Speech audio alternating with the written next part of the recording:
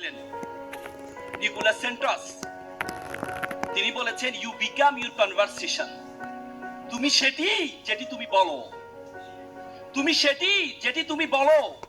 বলা হয় যে আমাদের ব্রেন হচ্ছে আমাদের সবচেয়ে বাধ্যগত স্টুডেন্ট, বাধ্যগত সার্ভেন্ট।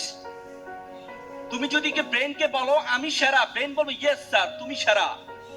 তুমি যদি ব্রেনকে বলো I can do it, brain বলবে yes sir you can do it. তুমি যদি ব্রেনকে বলো I can do it, brain বলবে yes sir you can do it. তুমি যদি ব্রেনকে বলো আমি একা, তোমার ব্রেন বলবে ইয়েস স্যার আপনি একা।